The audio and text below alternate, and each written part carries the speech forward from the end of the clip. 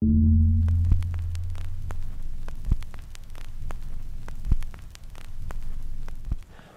in to another edition of PDL Weekly. My name's Nicholas Murray, very pleased to be joined by PDL Senior Director Ryan Brooks. And Ryan, big week of action, both in league play, but also in the US Open Cup. 12 PDL teams going through to the second round, 11 PDL teams beating amateur opposition to get there, and then obviously the great story of FC Tucson upsetting the Phoenix FC Wolves of USL Pro to advance.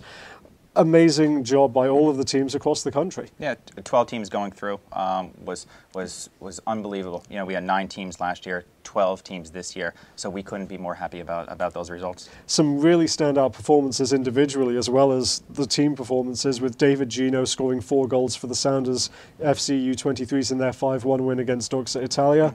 Hakan Ilhan with a hat-trick, helping Carolina rally twice to win in a penalty shootout against Chattanooga FC. And then Connor Bevins, coming on as a substitute for FC Tucson, gets both goals in that upset victory. I mean, just some really great individual efforts. Yeah, I mean, David Gino with four goals in one half. I mean, unbelievable. I don't think you could do anything better than that, scoring 4 goals in one half. And then really some comebacks. I mean, you have Carolina being able to come back, winning in PKs, FC Tucson coming back late in the game. Ventura County Fusion as well, with a great comeback against FC Hasenthal with a late winner by Chase Minter. Minter, one of the players who was named to the PDL Team of the Week this week for his 2 goals against BYU. And some very interesting action. We had Reading United and Carolina both put up impressive wins.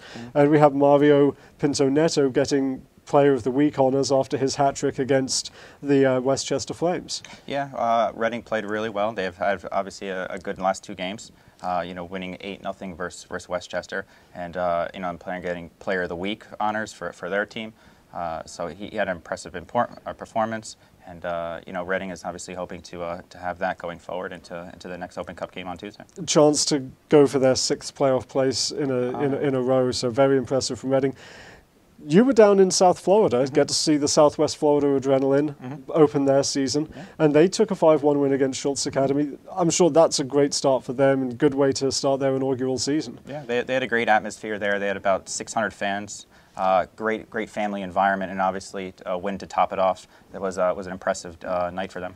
Couple of other teams making their debuts unfortunately didn't go quite as well as the Adrenaline, with Real Boston Rams falling to the CFC Azul and the Oklahoma City FC falling against the Austin Aztecs.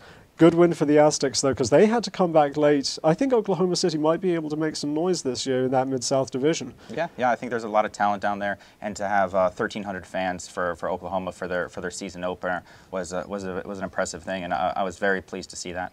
Now, we've got some big games coming up this weekend in the PDL. Friday night, Canadian battle, where we've got Victoria Highlanders going up against the Vancouver Whitecaps FC U23s. Both of these teams opened with victories, and it'll be interesting to see who comes out on top in this one. Yeah, both teams obviously are good teams, have good pedigree, and you know, I would love to be able to see that game. Hopefully they can send me over that tape, because that'll be an interesting battle for the Canadian teams. Now Saturday night, FC London, our defending PDL champion, makes its debut. They travel down to Louisville to play the River City Rovers. What are you hoping to see out of FC London as they begin their title defence? Well, I mean, they're the ones on top right now, so everyone's trying to chase them. River City went down to a USL Pro team, you know, midweek, so they're obviously trying to regain some momentum, you know, into the first game, and you know, it should be an interesting battle for both of the teams. Sunday afternoon, Sunday evening, over in Orlando, we have an interesting game as well. We have IMG Bradenton Academy, who was always a playoff contender, against an Orlando side that took VSI Tampa Bay FC's USL Pro team all the way to a penalty shootout in the Open Cup.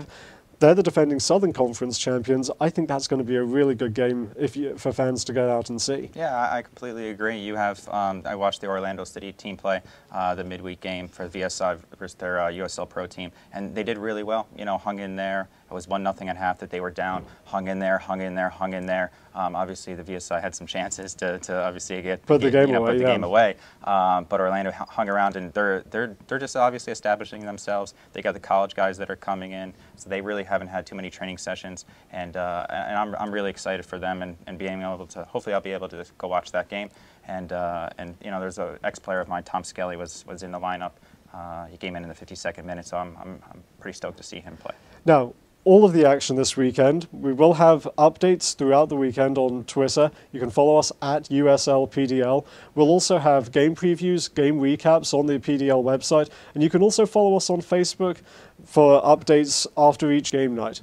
We hope you enjoy the action. We hope you get a chance to go out and see some of these exciting young players. Thanks for joining me again, Ryan. I hope you enjoy the weekend's action, and we'll see you again next week.